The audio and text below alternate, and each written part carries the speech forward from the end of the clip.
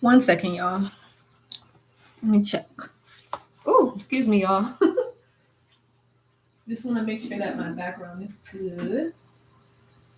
I hope that everybody is doing well. I hope that everyone is staying safe.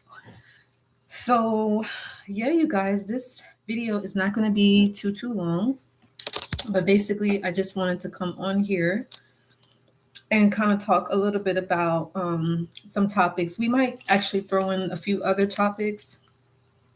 Um, but I did want to go ahead and discuss, the difference between being egotistical and self-centered versus a full-blown narc, which I do believe that I did discuss, but again, I just kind of want to reiterate that once more. And let me see. Let's take a look here.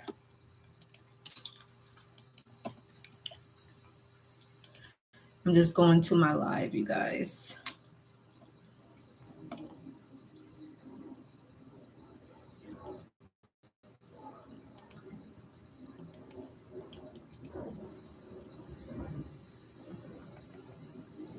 So yeah, narcissists engage in stalking behavior, and we'll talk about depression and different events. Oh, and by the way, so first off, if this is you guys' first time watching me, again, my name is Joy. I am a narcissist abuse coach. I myself have been dealing with narcissists since 2006, and since 2017, I have been helping former victims, now survivors, heal, move on, and recover after dealing with narcissistic abuse. So I want to kind of go ahead and get right into it, but I have some good news about the meet and greet events. So we're actually, for the state of Florida, for all my Floridians, we're coming upon a particular date that we are going to be doing the meet and greet. I do have some flyers here. I'm actually going to make another copy, but I just wanted to show you guys for now um, what it looks like here. Meet and greet. And it just says the dates. So the plan is actually to do the first meet and greet in the next 2 weeks. So that's super exciting. And it's going to be at a particular location. So those of you that are going to be coming, you will, get access to the event location. And pretty much you can see the other part here of the flyer just says that the events or the event that you go to in particular, the one that's in your particular state, is going to discuss mental health improvement, personal development, healing and recovery, self-discovery, and vendors are welcome and guest speakers are welcome. And it just has information where you can contact me via my phone number or via email. And also, if you would like to leave a donation, because for the other events outside of Florida, which where I'll be going, New York, North Carolina, South Carolina, Delaware, which is my hometown, and things like that. So, and potentially Oregon and a few other states. So again, if you guys have interest in that, please let me know. I wanted to share with you guys that I did get a donation for my GoFundMe already for the event. So I'm super excited about that. And her name is Cynthia. So shout out to Cynthia. She's actually down here in Florida. So that's exciting.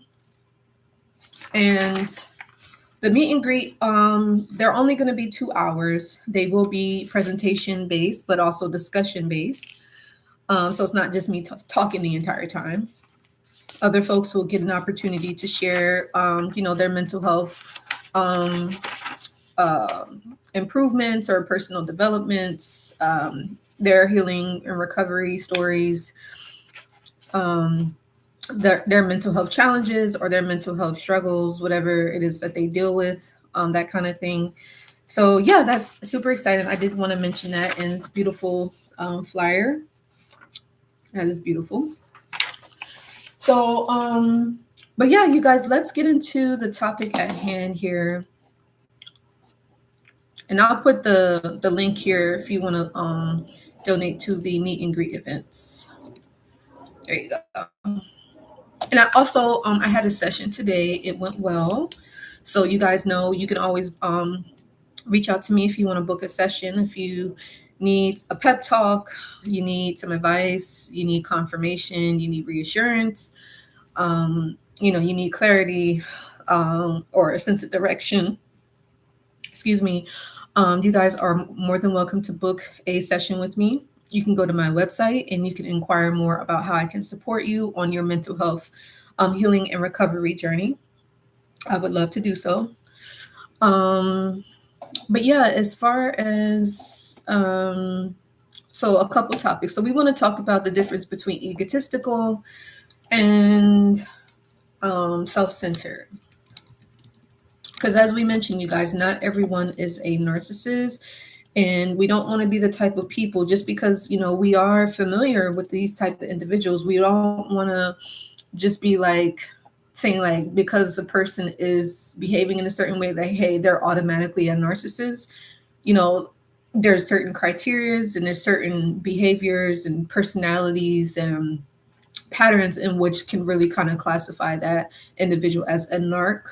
But these are just terms that maybe people just behave in a certain way, but it doesn't necessarily mean that they're a full-blown narc. So we're going to kind of distinguish between those particular aspects here. So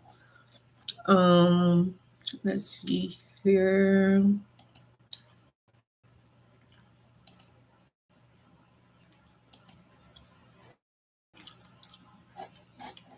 Actually, let me see something. I want to make sure that I covered this one topic here. And happy Sunday, everyone.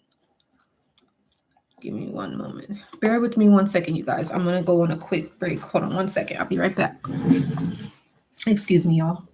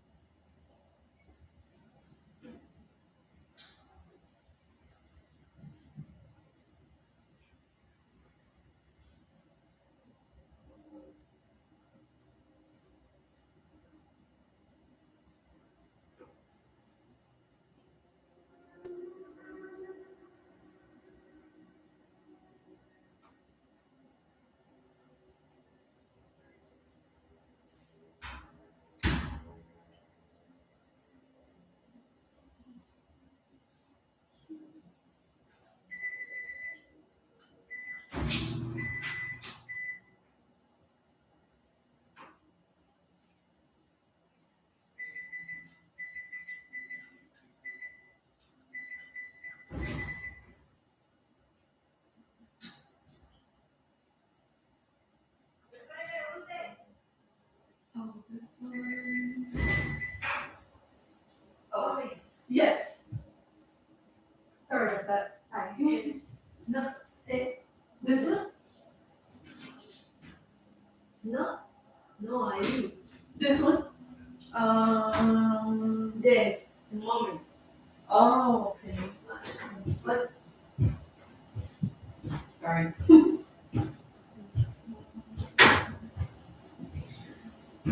Mhm.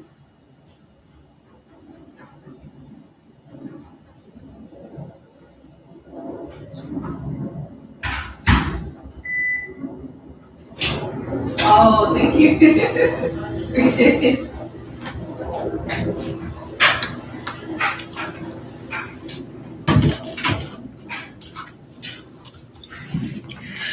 All right, sorry about that, you guys. Yeah, I was doing my laundry actually. So, but anyways, yeah, I pretty much wanted to talk about, the self-centeredness of an individual. versus it, being a full blown narc. So let's do. All right. So basically, it just says self centered. It just means preoccupied with oneself and one's affairs. So just because someone is preoccupied with their own affairs doesn't necessarily mean that they're a narcissist, right? And it also says if self centered, positive or negative.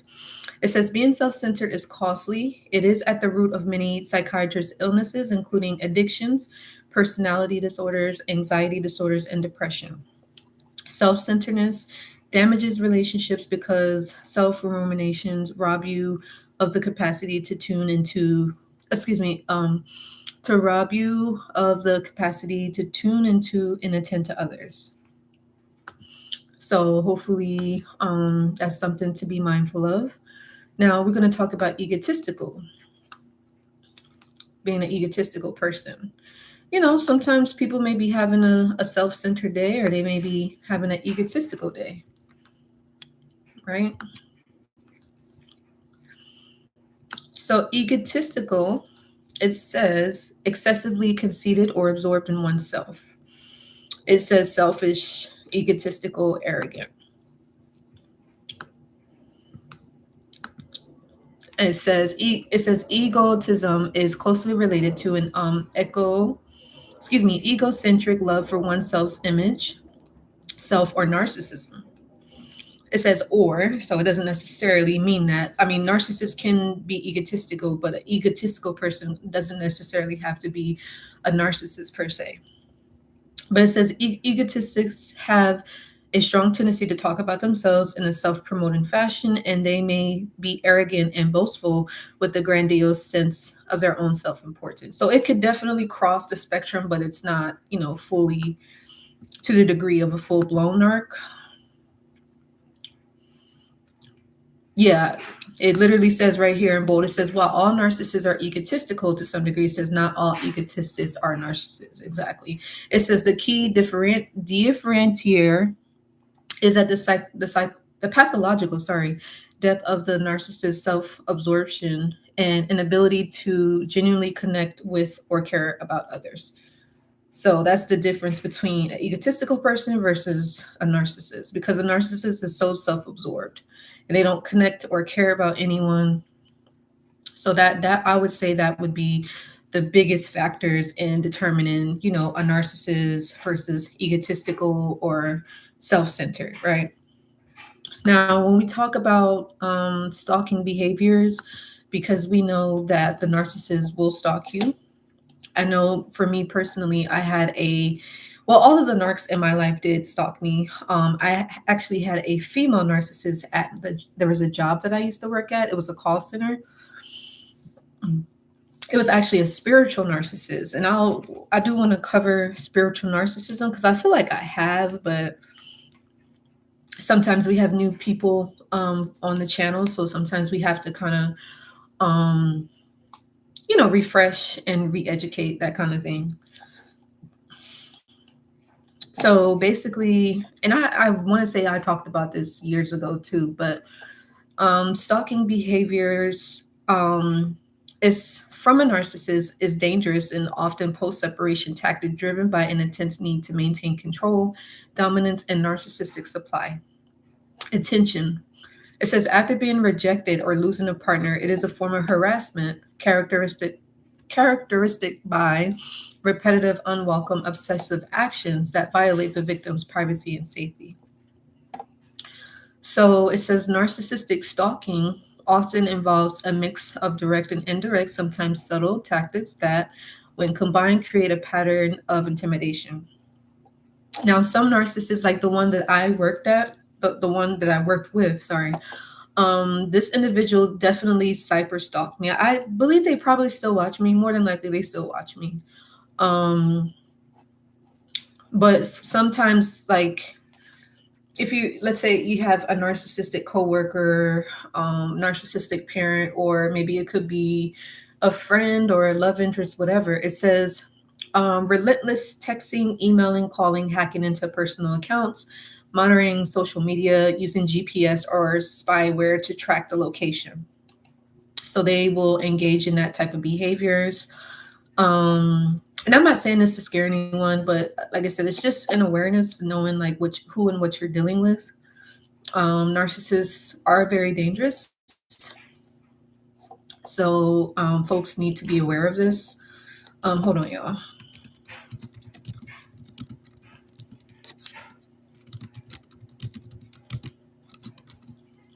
Let me take a look. Post.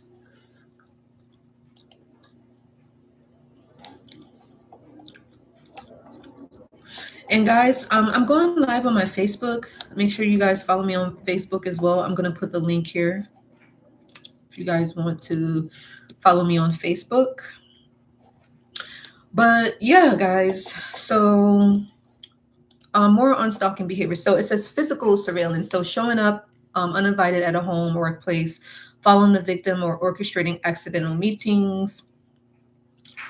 Third person stalking, flying monkey. So recruiting friends, family, or acquaintances to gather information or harass the victim on their behalf. Again, I definitely covered this, but reiteration. Intimidation and harassment, leaving unwanted gifts, sending threatening messages, destroying property, or using false fabricated stories to damage the victim's reputation, like a smear campaign. And it also says pre-stalking. You guys can Google this too, but it says gathering information about the victim's whereabouts, habits, and interests to create a mirror image or fake scenario to initiate contact or lure them back. So it says, why do narcissists stalk? It says, again, loss of control. When a relationship ends, the narcissist feels a narcissistic injury and experiences a loss of power, prompting them to use stalking to gain control. Obsession and entitlement. They believe they are entitled to the victim's time, attention, and space, refusing to respect boundaries. Revenge. If they feel rejected or wrong, they may seek to inflict fear, anxiety, and distress to punish the victim. Now, that last one, revenge, resonated with me because the female narcissist that I used to work with definitely, I think, was stalking and harassing me at the job because of some sort of revenge, right? And this individual harassed and stalked me for almost a year in person.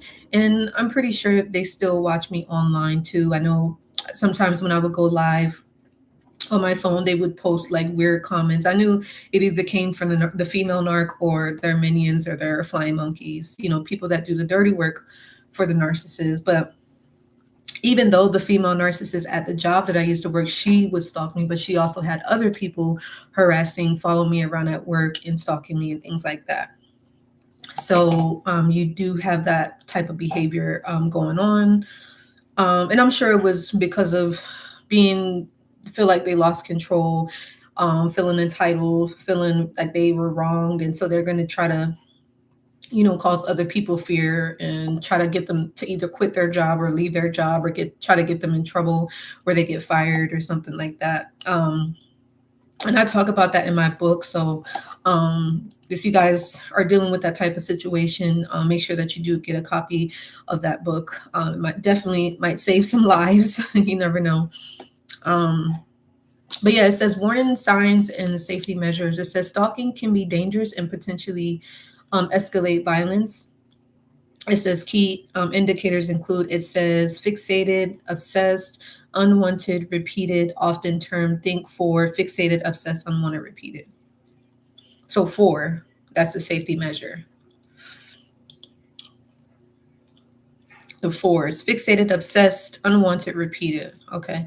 And it says ignoring boundaries. It says continue to contact you after being told not to. Or for my instance, I did report to, the site manager. I told my direct team leader and supervisor, I'm like, hey, this person is following me around. This person is stalking me at the job. And the manager completely dismissed what I was saying. She did not care. If it wasn't about her, she could care less, And to me, that was so hurtful and devastating because it's like, well, what if that was your child and somebody was harassing and stalking your child at their job? You wouldn't have that same reaction, right? you would try to do something about it. You would try to escalate or come up with some sort of a solution to try to, no longer have that happen in the work environment. People, when they go to work, they're just trying to make a living, and to have someone stalking and harassing you, trying to distract you from doing your job is not okay. But the fact that they dismissed it, that said a lot, about them than me, And so, but yeah, this went on for a while. I even asked to move like my seat. um I was asking to like change my team manage, like different teams, so we would have different schedules. That way I wouldn't have to see that person.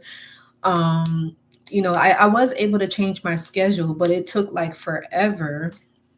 And even like the male team manager that I had, he just played around with it. I guess he thought it was funny, thought it was a game. And I'm looking at him like, bro, like, I don't know this individual. I know that they're a narc, and I know that they're capable of anything. You know what I'm saying? So, luckily I did carry pepper spray. So if anything, it's like spray. But like I said, that individual never put their hands on me. But if it push came to shove, you know what I'm saying? That's why I said narcissists are cowards. Like, they have to get other people involved, because when it was me, no one really knew at the job. I had told one of when I had switched my teams, I told one of the TMs, and I told her like what that individual was doing, and I said she has other people helping her do it. And so she came and followed me to my locker, and she saw that the one girl was like waiting on me or whatever. So I'm like, yeah, that's what they do. Like, it's like high school stuff. And it's just like, you know what I'm saying? As long as you don't put your hands on me, I'm good. You get what I'm saying? Like, so, you do have that. Let's take a look.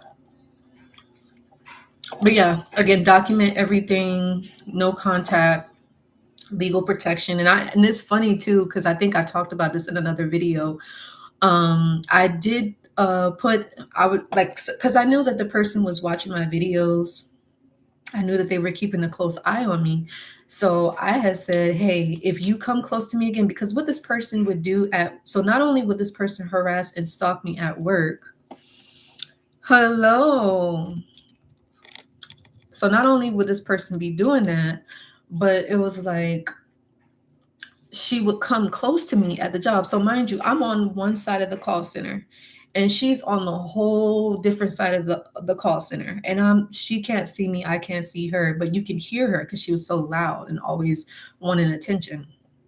And she was so obsessed with me and so focused on trying to do whatever she thought she was going to do, which it didn't work and never worked. But she was so focused, she would get out of her seat and come all the way on my side just to look at me. I don't know if she felt like she was trying to scare me or something. I don't know what it was. But it's just like, what are you looking at me for? We don't have nothing to talk about. We're not friends. So what's up? Like, you get what I'm saying? Oh, hey, Indigenous, how are you? You know what I mean? So, you have a lot of that, like, bullying. People try to bully you. Excuse me. Sorry about that, y'all. Or you have like mean girls at the job. I had to deal with that. Like, I could say like most of my managers, my bosses, they were mean girls, period. Like, they just, that was how it was. It was like you had to be cold hearted, cutthroat, like no smiling, no being happy. It's like, okay, we got to get this done, that kind of thing. It's like, no, that's not how you run an organization. You don't have to be like that. You get what I'm saying? So that's why I'm like really glad that I left when I did, because to me, I felt like they was trying to change me to be like them. Or y'all know how like when you go to college and they like try to haze you to try to see if you can meet their like silly requirements or be a certain way or fit into their society. And it's like, if you don't, then you don't go to college, or they haze you to see how much you can take. It's like, I felt like I was going through a hazing process at my job, and it was like an ongoing hazing process. So, and it's just like, no, it's not worth it. Like, I'm not going to continue to do this, so I'm glad that I left. And I encourage you guys, if you are dealing with that type of situation, I'm not saying you have to leave right now, but ultimately what's going to happen is they're going to cause you a lot of stress. They're going to cause you a lot of conflict to the point where you're just going to get fed up and say, hey, you know what, this is not for me anymore. And you're going to leave on your own, or they may try to fire you. So it's best for you to leave on your own versus them firing you, because that's going to be on your record. And the funny part about it is the female narcissist that was harassing me at the job, she got fired because they said that she lied to a customer and they was listening to the call. And it's like, that's an integrity violation. You can't lie to a customer. It's like, if you lie to a customer, that means you lied to anybody. Like, you get what I'm saying? So they ended up firing her, which, I wasn't rejoicing, but it's like, that's what she deserved, because she was harassing me for no reason. So, okay, yeah, you used to do the mental health scale 1 to 10. So you're at 8, okay. Other than that, navigating through the dynamic space, because okay, yeah, I'm doing the same thing, hanging in there. I'm about an 8 too. I'm an 8 as well. And indigenous, I don't know which state you're in, but I talked about this earlier on the live, but I'm doing a series of meet and greet events. I have some folks I've been talking to, so we're going to be organizing that. And actually this month, I'm going to be hosting a meet and greet event in Florida, and I'm super excited. It's going to be in a space where we can all just kind of talk about our mental health, everyday life, mental health improvement, personal development, healing, and recovery, and stuff like that. So, if you like indigenous, maybe we can talk about doing one in New Jersey if you're open to it. I'm actually going to be in Delaware myself, so I can also make my way to New Jersey. But and how is everything out there in New Jersey, indigenous? But yeah, let me know if you have interest in this indigenous, or if you would like to donate to the campaign. It's a GoFundMe campaign. I actually got my first donation 2 days ago. So if you're feeling called to, if you want to support, a positive, uplifting, motivating event, something that, we desperately need, please feel free, donate to the GoFundMe. And, whatever you give, it is truly appreciated. Yeah. Okay. How do you pin the GoFundMe? How do you do that? Let me see. Oh, here it is. I see it. I just pinned it. Okay. So yeah, there it is right there. So if anyone wants to donate, yeah, I will after this live, indigenous. Thank you. I'm also going to be doing a reading too, so make sure y'all tune into that. But yeah, so like I said, I definitely had that experience, at the job. So, I mean, I'm not going to lie, I have been traumatized due to that. A lot of us, we deal with traumas, right? We deal with betrayals, we deal with different heartbreaks and losses. And, sometimes we're afraid to speak up and speak out. We don't want to feel vulnerable. We don't want to feel weak. We don't want to feel stupid or embarrassed. But I'm just here to let you know, like, you don't have to feel that way. And that's why I'm going to be doing the meet and greet event, because I want to let people know, like, hey, there are people out there that actually care. We do have resources available, right? We have support available. And we just want to let folks know that, it's here. And we want to create that safe space. We want to create that safe environment, where no one's going to judge you, right? No one's going to, try to make you feel bad or make you feel silly. It's like, no, it's life. Life happens, and we have to learn how to deal with it accordingly, because no one's going to do this for us. We have to be the ones to make the change. So, but I was thinking too, indigenous, I know New Jersey is close to Delaware. You are welcome to come to Delaware, but if you are, like I said, interested, if you want to donate to the meet and greet event, indigenous, or if you want to be like a guest speaker, because I am looking for people to speak to, send me an email, and we can arrange a time where we can talk on the phone and kind of get that going. Because like I said, it's definitely needed, especially at this point in time. Like, a lot of folks, I don't know, I just been feeling the energy. It's like, ugh, this is big, and it needs to be discussed. No one else is going to do it. So it's like, we're going to have to be the ones to do it, right? But yeah, you guys. So what else? Yeah, and it also talks about, if the narcissist has access to any of your like devices, computers, laptops, tablets, things like that. It says to like change passwords, adjust privacy settings, check for spyware, contact authorities, report threats, harassments to the police, things like that. So, because for some folks, when it comes to dealing with the narcissist, it gets that deep, And then other times, the narcissist will try to fabricate you. That's another thing. They'll try to provoke you. I'm going to make a video about that when the narcissist tries to provoke you in order to get you in trouble. So with that, you want to be very careful because I know the female narcissist that I used to work with, that's literally what she tried to do every single day, you guys, for a whole year. This person wanted to provoke me, wanted me to have a reaction, which I was like, I know who you are. I see right through you. And I'm not scared of a narcissist because I've been there, done that. You get what I'm saying? So, but that was her aim, And so that's what I'm saying. This information is important because let's say you didn't have let's say I didn't have the knowledge about narcissists, then I probably would have reacted. I probably would have did something or said something. You get what I'm saying? And I would have played right into what the narcissist wanted. But I'm like, no, no, no. I know who you are, and I see right through you. So, but but yeah, we'll talk about how the narcissist tries to provoke their victims to react. And then a lot of times when they get you to react, then they can turn it around and flip and say, they play the victim like, oh, this person did this person did that, knowing, they was behind the scenes, like trying to start stuff and stalk and, gossip and create plans and do magic and weird stuff like that. So, you do have a lot of that going on. And also before we go, you guys, I did want to touch on depression. I know that we're coming out of a holiday season. Excuse me, guys, I'm tossing my gum out. Sorry about that. But you know that we're coming out of a holiday season.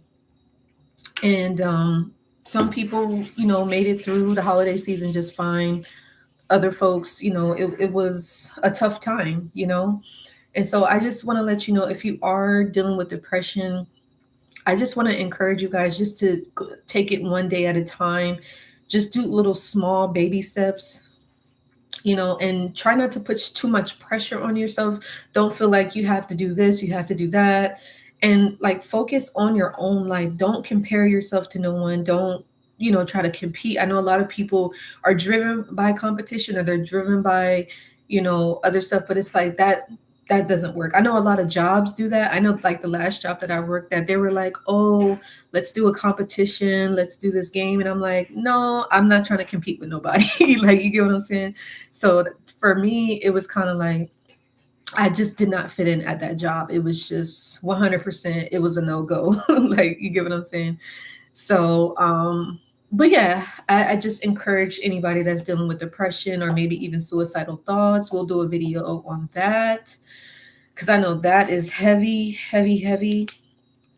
And some narcissists want to drive you completely insane. The whole point of their stalking behavior, excuse me, the reason why they stalk, the reason why they harass you, they try to intimidate you, they want you to go crazy. They do, y'all. I know you might be like, no, no way. Yes, yes, way. It's a reason why they're doing what they're doing. They're not doing it because they feel like, oh, just whatever. No, it's a reason why they do what they do. So you have to make sure that you understand this information and you know how to navigate and deal with these people, because you don't know when they're going to show up in your life. They could be your landlord, they could be your boss, they could be a coworker, they could be your preacher, they could be a teacher, who knows, like at a college or something, or at an organization.